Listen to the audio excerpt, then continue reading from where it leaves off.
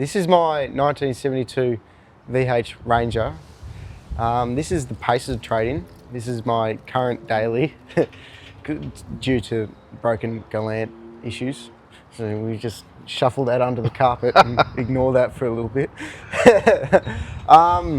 This has gone through, we just dynoed it today. So this has gone through a very basic rebuild due to minor errors. Lebanese Rico.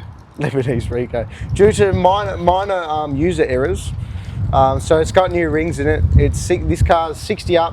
It's got filed back rings to make them all perfect.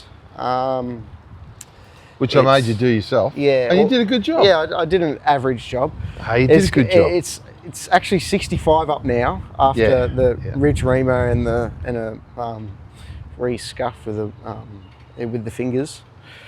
Yeah. Yeah. Yeah, dunny brush. The dunny brush, basically. Well, it was better than a dunny brush because we used honing stones. Yeah, it was proper. So we removed the ridge on the bores, we run the honing stones through, cleaned the whole block out, made sure it was free of debris and everything like that. And bits of piston ring and... Put new rings and bearings in it, and away we sort of went. Threw the old head back onto it, and the cam's all standard, head's standard. It's got a basic 2-barrel intake with a high top, and now currently has a pacemaker extractor with a 3-inch system and a resonator and a muffler. That's about it. Thanks to Pacemaker. Thanks to Pacemaker. Thank you. Where's my free extractors? You don't matter. You got money. I don't. Well, that's true. And guys, you got to realise he's only a young fella, and you got to start somewhere. Nobody starts off with $1 million cars. They take time and effort to build. All these cars that you see out there, either they're businessmen or they're guys that have gone through it the hard way and saved all their pennies up to build their cars. You know, and he's no different. So he's doing it with what he can afford. It's a very budget build. And look, it runs great. It gets excellent fuel economy, and it's got plenty of horsepower. Yeah, it's got standard horsepower at the current moment. With a little bit more foot-pound than it used to. Yeah, it's got. Yes, you're right. It's got standard horsepower of what a Pacer engine would put out. Yeah, but that's a Pacer engine at the flywheel. This is at the rear wheels. Yeah.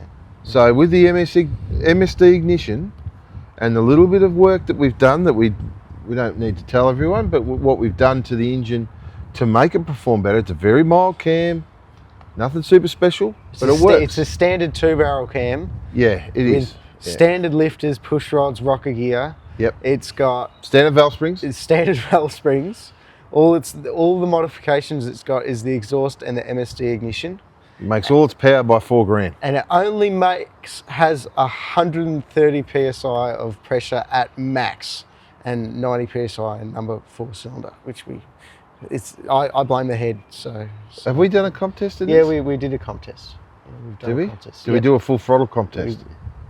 Yes, we did. We have, and you squirted oil into number 3 cylinder, and it didn't change the result. Yeah, but that's before we did. No, that was afterwards. After we did the. So 130 psi is not a lot. Yeah, it's a bit rough. Yeah, it's a bit rough, but it's good enough for a daily driver. It's low comp pistons too. Yeah. But what have we achieved today? We've achieved foot-pounds, haven't we? Yeah. So we dynoed this rusty old girl.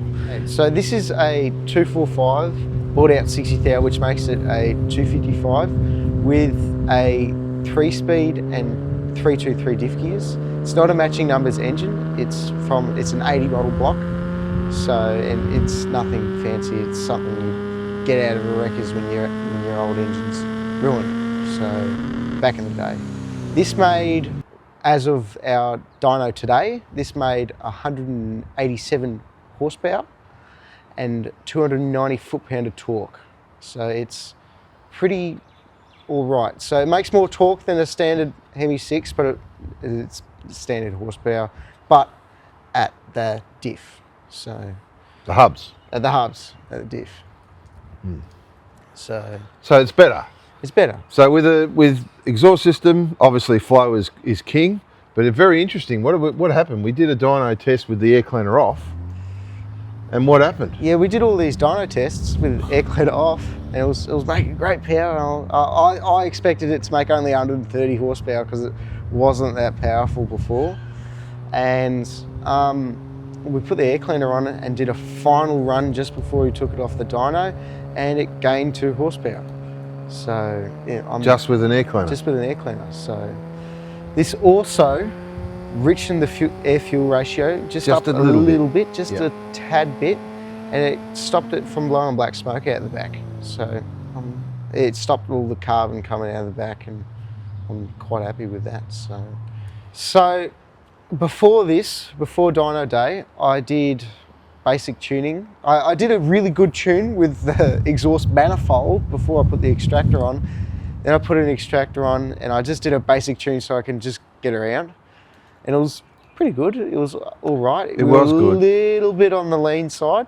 Yeah, just a tad on the lean side, but that did help with fuel economy. But we're not after real good fuel economy in this. This is a hot rod, so hot rod's got to go hard. And I live 15 minutes from work, so I don't really so care a tank of much. fuel lasts him 2 weeks. Yeah. So it wasn't too bad. So we just raised the primary needles and the plunger just a tad.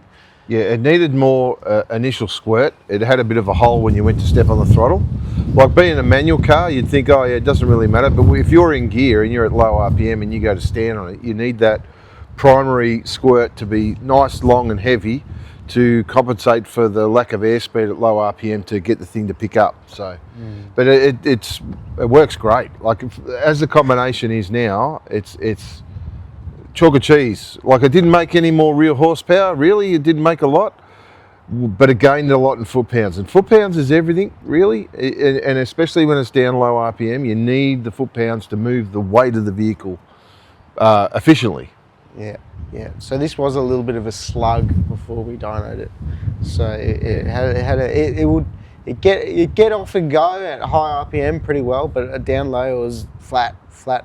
So I wasn't super concerned about it because it was really just going to and from work, not many night cruises. So it was good enough for me at that point, but I'm really happy with how it's turned out. So. Goes good. Oh yeah.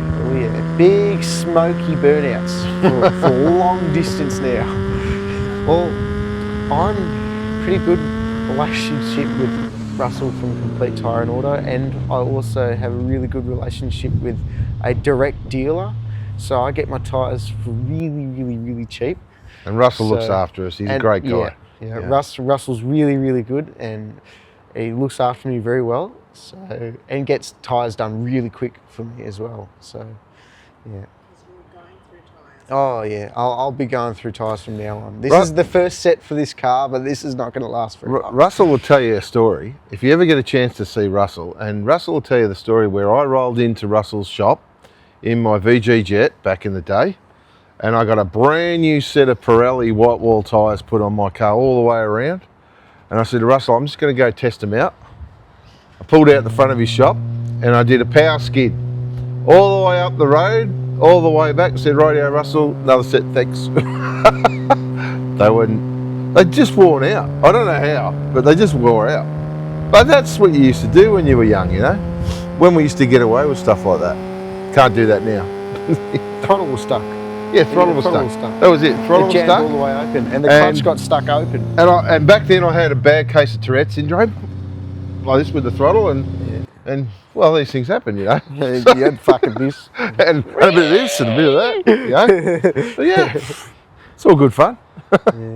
Thanks for watching us, guys. I'm glad you enjoy our content, but we're going to ramp it up in the next year. We're going to do a lot of fun things, and now that Heathcote's open again, we're going to go and visit Heathcote, and we're going to do some runs in some cars that everyone's been waiting to see what they do. And one of them we're going to test will be the VG Jet, because I'm very interested to see if the dyno figures correspond to what it says it's going to do down the quarter mile. So, but yeah, it's awesome times. Come and get some mad t-shirts from Valley Gun Performance at our shop online. Get the VG Jet. and you can get Graveyard Cooter, Frankencharger and War Score. So come and get some mad looking merch.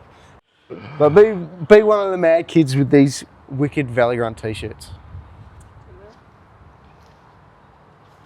Do the t-shirts come with the holes that yours got in front? They're special race holes. They're weight reduction. They're speed holes. Weight reduction, man. Yeah, they're speed holes. They're speed holes. I don't have any speed holes in this one, but Not yet.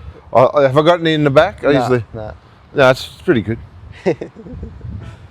If you like this video, don't forget to click like and leave a comment.